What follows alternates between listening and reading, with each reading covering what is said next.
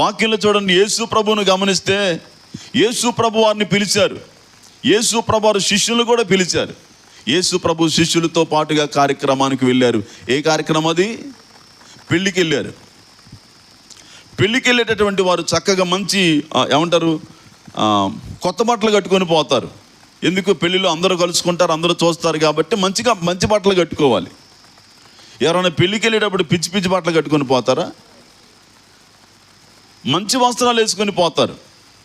అక్కడికి వెళ్ళిపోయిన తర్వాత ఆ ఇంట్లో ఒక లోటు ఏర్పడింది, ఆ ఇంటి వారిలో ఒక కొరత ఏర్పడింది, ఒక భయం.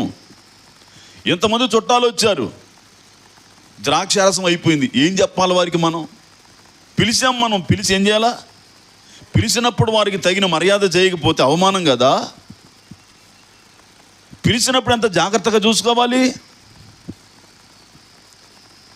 కొన్ని చోట్ల మాకు ఎదురవుతూ ఉంటాయి. పిలుస్తారు, వెళ్తాం, కానీ ఇక మొత్తం వాళ్ళనే చూసుకుంటారు, ఎవరు మమ్మల్ని పట్టించుకోరు.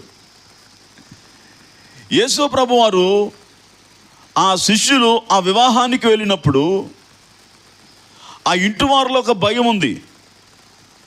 ఆ భయం ఏంటంటే ద్రాక్షరసం అయిపోయింది, ఇప్పుడు ఎక్కడి నుంచి తేవాలి? తెచ్చిందాక వీళ్ళు ఉంటారా? కొన్నిసార్లు కార్యక్రమాలు జరిగేటప్పుడు వంటలు అయిపోతే ఆగండి వండుతాం పెడతామంటుంటారా? వెళ్ళిపోతూనే ఉంటారు, ఇంకా దగ్గర వాళ్ళు ఎవరన్నా ఉంటే ఆగుతారు. మరి ఇక్కడ ద్రాక్షరసం అయిపోయింది. ద్రాక్షరసం తేవాలంటే అది జరిగే పని కాదు. ఎందుకంటే ఎక్కడ స్టోరేజ్ ఏమన్నా ముందే వాటిని తయారు చేసుకోవాలి. ఇప్పుడున్నటువంటి మార్కెట్ అప్పుడు లేదుగా. ఇప్పుడు ఎట్లా మరి ద్రాక్షరసం ఎక్కడి నుంచి వస్తుంది? ఆందోళన పడుతున్నారు, భయపడుతున్నారు ఇంటి వారు భయపడే సంగతి యేసు ప్రభు తల్లి అయిన మరియమ్మ గారు చూసి, మీకేం పర్లేదు నేను ఉన్నానులే అల్లా. వాళ్ళ సమస్య తీసుకెళ్ళి యేసు ప్రభువు చెప్పింది.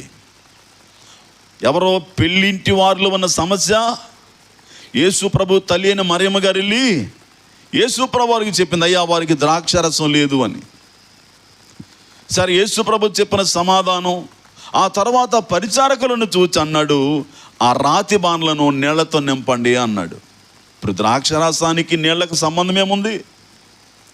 ద్రాక్షలను తీసుకొచ్చి సిద్ధపరిచి వాటిని ఊరబెట్టి వాటిని పిసికి వాటిలో నుంచి కదా ద్రాక్షరసం వచ్చేది.